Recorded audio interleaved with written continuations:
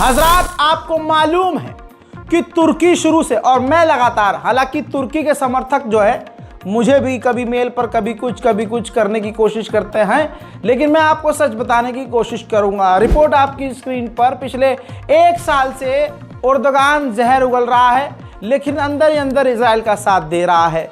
हजरात, international organisation है, उस ऑर्गेनाइजेशन का नाम है स्टॉप फ्यूलिंग जेनोसाइड कैंपेन।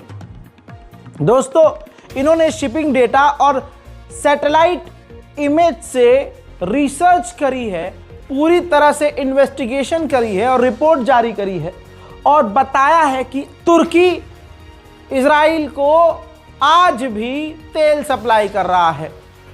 जी हां, जहां एर्दोगान ये कहता फिर रहा है चीख चीख कर कि इजराइल का बाइकआउट करो, हम मुस्लिम देशों से रिक्वेस्ट करते हैं कि इजराइल का बाइकआउट करें, यही वो रजब तैयब एर्दोगान है जो अभी भी इजराइल को तेल दे रहा है।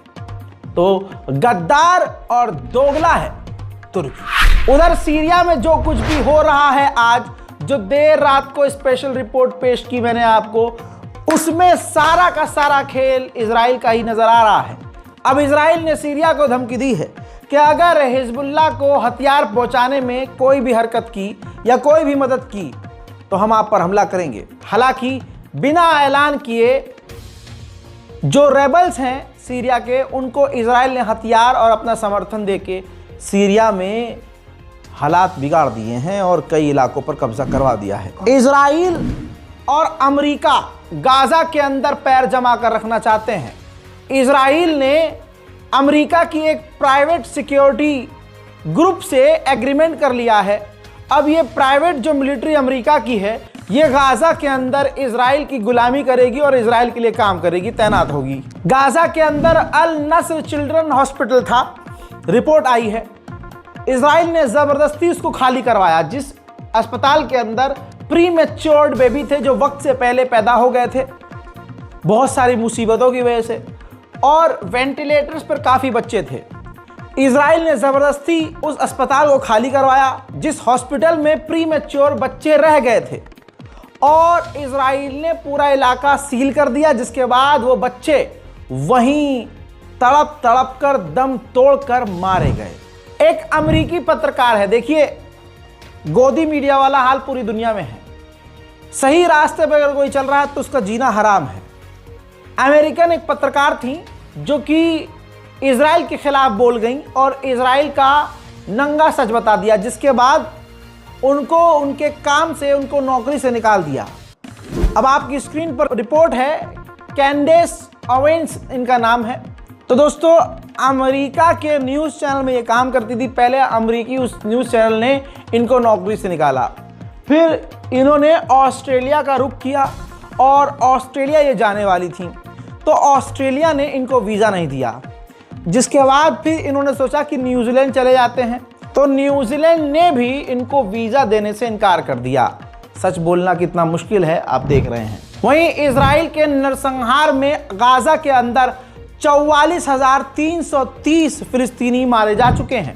इंटरनेशनल रिपोर्ट के अनुसार पिछले 13 महीने में इजराइल ने हर आधे घंटे में एक बच्चे को कत्ल किया है। अल्लाह अकबर, हर आधे घंटे में एक बच्चे को कत्ल करने वाला इजराइल है। अरब देशों और मुस्लिम नकली देशों का हाल देखिए। इनको ईरान बुरा लगता है, इनको शिया सुन्नी, ऐसे लोग शिया सुन्नी बहुत आगे करते हैं, लंबी दाढ़ी रख के इस्लाम पर ज्ञान देंगे, लेकिन ये सबसे बड़े दोगले होते हैं। इजराइल के सबसे बड़े चैनलों में एक चैनल है यदियोत अहरानोत, उसके एंकर ने खुलासा किया कि तुर्की से इजराइल यानी हम हथियार ले रहे हैं और कई अरब देश भी हमें हथियार दे रहे हैं।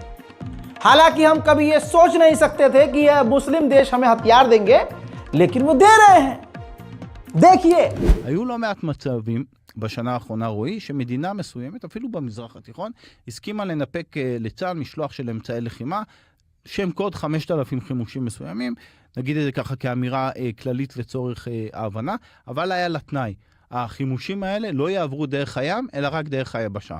אממה, בדרך יש את טורקיה, יש מדינות מוסלמיות אחרות, ישראל היא מדינת אי, במובן הזה היא לא יכולה להעביר במשאיות אמצעי לחימה דרך ירדן או דרך לבנון, זה מאוד בעייתי. אז देखा दोस्तों, ये है आज के मुसलमानों की सच्चाई, ये अरब की सच्चाई है, तुर्की की सच्चाई है।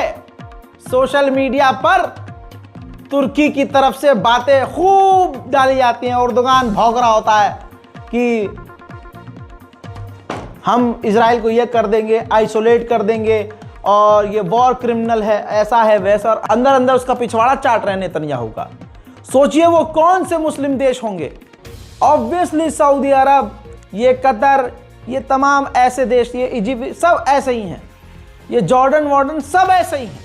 सब यहूदी महिलाओं के साथ बिस्तर गर्म किए हुए हैं कि बाप दादाओं ने भी 4-4, 5-5 शादियां करी, नाजायज औलाद पैदा हुई, ये खुद नाजायज औलाद हैं। आपको क्या लगता है कि जब्बा पहन रखा है इन्होंने, अरबी बोलते हैं?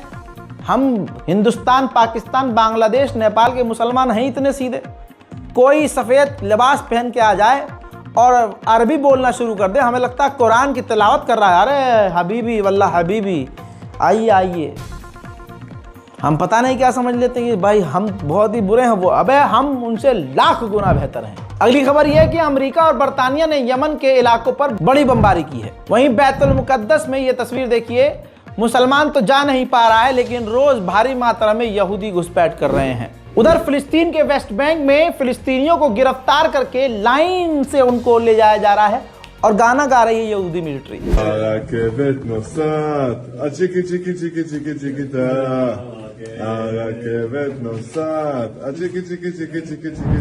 अब लीजिए एक और खेल। इजराइल एक ऐसा बिल लाने वाला है जिसके बाद इजराइल की सरकार के लिए कोई भी मुस्लिम अरब व्यक्ति चुनाव लोकल लेवल पर भी नहीं लड़ सकेगा। उसी वेस्ट बैंक के इलाके से 2 बच्चों समेत 18 फिलिस्तीनियों को इजराइल के सैनिकों ने गिरफ्तार कर लिया है, किडनैप किया है। वहीं स्पेन के विदेश मंत्री ने कहा है कि इजराइल से न हम हथियार ले रहे हैं, न इजराइल को हथियार दे रहे हैं, न इजराइल के किसी भी हथियार वाले जहाज़ों को हम अपने इलाके से जाने दे रहे हैं। कम से कम ये देश तुर्की और अरब देशों से तो लाख गुना बेहतर है। अब जो बात मैं कह रहा हूँ अगर वो दूसरे कह देते हैं तो आपको लगता है कि यार रज़ा भाई आप इनके, नहीं, मैंने तो सोचा भी नहीं था ये खबर देने से पहले। अभी मेरे एडिटर ने बताया कि भाई अगली खबर ये है। अब बताइए जो बताने जा रहा हूँ।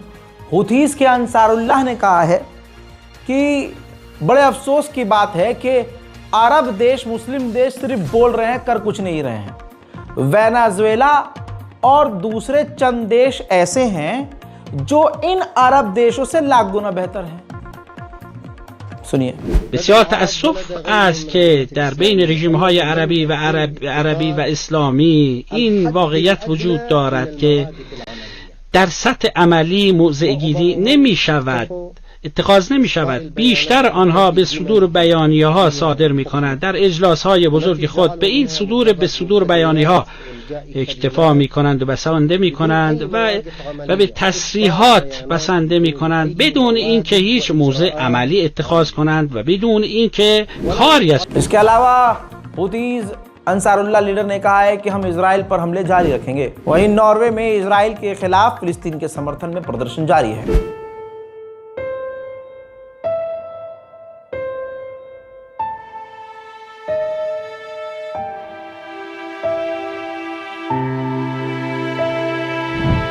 ब्रिटेन में भी लगातार पाबंदियों के बाद, सख्तियों के बाद भी फिलिस्तीन के समर्थन में लोग सड़कों पर हैं।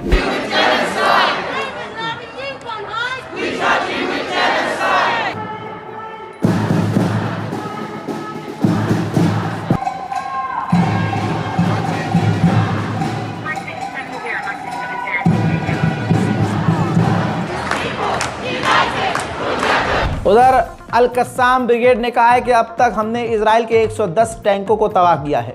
गाज़ा के अंदर से जो इजराइल के सैनिक लौटे हैं घायल होकर, वो किस लेवल के घायल, ये देखिए, ध्यान से देखिए।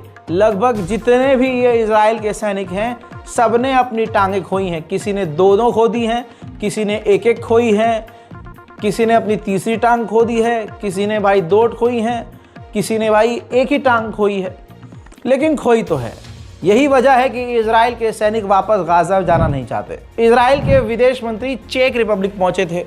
वहां पर उन्होंने बयानबाजी करते हुए कहा कि हम उम्मीद करते हैं कि अमेरिका आईसीसी के ऊपर कार्रवाई करेगा, आईसीसी को सजा देगा जिसने हमारे प्रधानमंत्री के खिलाफ गिरफ्तारी का वारंट जारी किया है। सुनिए।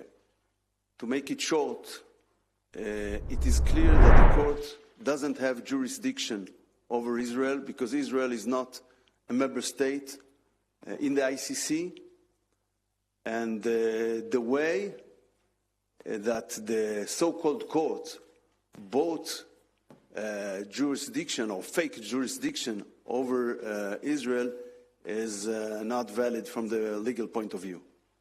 So altogether वहीं E3 देशों ने, जर्मनी, फ्रांस, ब्रिटेन ने इजराइल से कहा है कि आपने जो फिलिस्तीन के बैंकों के साथ अपने टाई अप तोड़े हैं, फिलिस्तीन की गवर्नमेंट से आपने काम करना बंद किया है, मेहरबानी करके वो बैंकिंग सिस्टम चालू कर दीजिए, वरना फिलिस्तीन की जो इकोनॉमी है कोलैप्स हो जाएगी और सरकार पलट जाएगी। मेरे दोस्तों, ईरान ने परमाणु बनाने का इशारा किया है। बहुत बड़ी खबर है।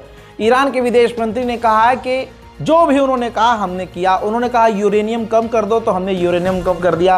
हमने उनको तमाम डेटा और आंकड़े शेयर किए, लेकिन उसके बावजूद उन्होंने हम पर पाबंदी लगाई, जिसके बाद अब हम भारी मात्रा में यूरेनियम बनाएंगे और हो सकता है कि हम परमाणु पर जो हमने बैन लगाया है वो बैन हटा दें। वहीं मेरे दोस्तों, ईरान ने इजराइल पर हमले का प्लान पूरी तरह से कैंसिल कर दिया है, टरका दिया है, और इस पर सफाई दी गई है सुप्रीम लीडर की रिजीम के द्वारा कि सुप्रीम लीडर का आदेश था कि ट्रंप को एक मौका दिया जाए कि वो गाजा और इजराइल के बीच सीज फायर करवा सके, और ट्रंप को मौका दिया जाए कि वो मिडिल ईस्ट में अगर शांति लाना चाहता है सच में तो वो लेकर आए। हम ट्रंप को यानी अमेरिका को मौका दे रहे हैं। उधर लेबनान के सीज फायर के बाद हिजबुल्लाह को ईरान के IRGC के कमांडर ने मुबारकबाद दी और कहा कि हम हमेशा लेबनान के साथ हैं। तो दोस्तों, इस रिपोर्ट को ज़्यादा से ज़्यादा शेयर कीजिए, अपनी राय कमेंट में लिखिए, चैनल को सब्सक्राइब करना बिल्कुल मत भूलिएगा। मैं हूं रजा और आप देख रहे थे रजा ग्राफी अनस्क्रिप्टेड। जय हिंद।